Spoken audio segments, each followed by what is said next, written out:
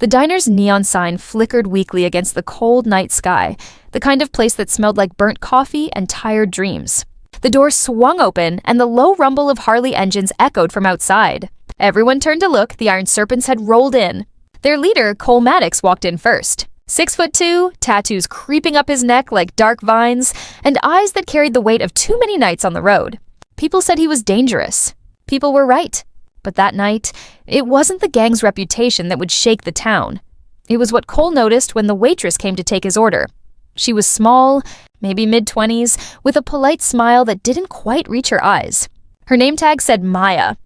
When she reached for his coffee mug, her sleeve slipped back, revealing dark bruises blooming across her wrist. She froze for half a second, then quickly pulled the sleeve down. But it was too late. Cole saw. For a moment, neither spoke. Then he quietly said, "Who did that to you?" Her eyes widened, panic flashing behind them. "It's nothing," she said quickly, forcing a smile. "Just clumsy, I guess." She walked away before he could reply, but Cole's gaze followed her every move. The laughter from his crew faded into the background. Something about the way her hands trembled when she poured coffee told him this wasn't clumsiness. This was fear. And for a man like Cole, who'd spent his life in the shadows of violence, that fear was all too familiar. That night, as the Iron Serpents rode back to their garage, Cole couldn't shake the image of those bruises. He'd seen the world break people in different ways, but something about Maya felt different. She wasn't just surviving, she was trapped. He had no right to get involved. No reason to. But that didn't stop him. The next day, he went back. Alone. Maya froze when she saw him. "We're closed until 11, she said nervously. "I'm not here for coffee," Cole replied, his voice low but gentle. "Just wanted to check you're okay." Her lips trembled. "You shouldn't," she whispered. "He'll see you here. Who?"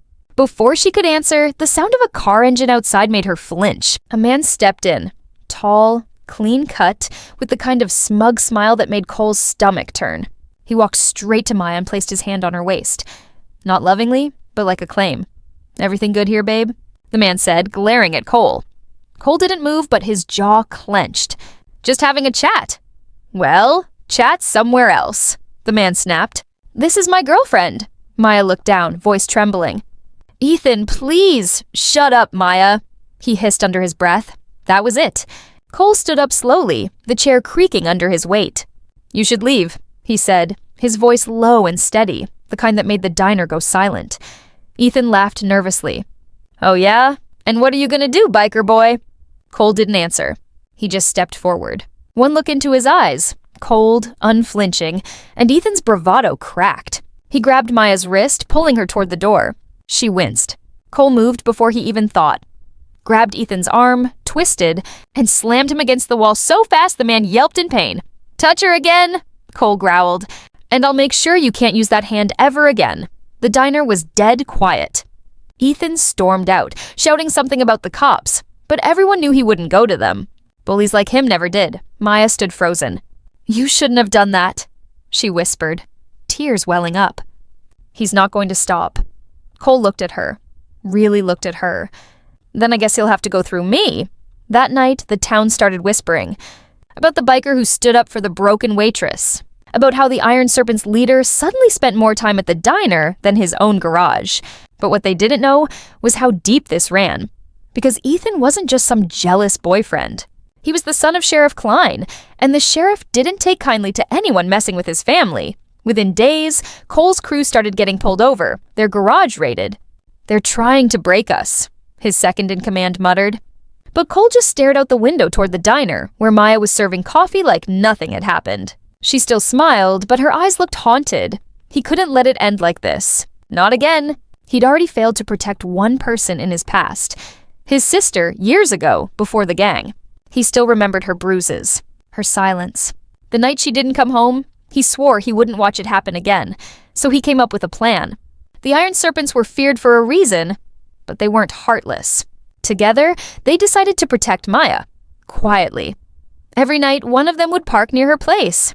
They fixed her car for free, changed her locks, even got her a burner phone. But Ethan didn't stop. He followed her, called her at night, and once even broke her window. Cole caught him outside the diner one night, waiting in his car. Cole didn't say a word, just stepped up and punched through the glass, pulled him out, and warned him again. This time, Ethan went straight to his father. 2 nights later, sirens filled the streets. Cole was arrested for assault, his gang scattered. The town turned on him fast. Violent biker, criminal, trash. Maya came to the station, trembling, begging the sheriff to release him. "He was protecting me," she said, tears falling. The sheriff smirked. "You want to protect him? Then tell the court you made it up. Otherwise, he's done." But Maya didn't lie. She stood in front of everyone, the sheriff, the mayor, the townspeople, and told them what really happened. About the bruises, about the threats, about how no one had helped her until that biker walked into her life. When she finished, the courtroom was silent. Even the judge looked shaken. The sheriff lost his badge a week later when Ethan's history came to light. Cole was released, his charges dropped. Months later, the diner looked different. New paint, new smiles. And every night at the same corner booth, Cole sat quietly with a cup of black coffee. No gang colors, no fights, just peace. Maya ran the diner now. She'd bought it with help from the town. And from Cole, who invested every cent he had from selling his bike shop. They didn't talk much about the past, but sometimes when the neon lights flickered and the night got quiet, Maya would sit across from him and whisper, "You saved me." And he'd shake his head softly. "No," he'd say, "you saved me." Because sometimes the most feared man in town becomes the reason someone believes in kindness again. And sometimes the bruised become the brave, not because someone fought for them, but because someone finally saw them, and that's what shocked the whole town.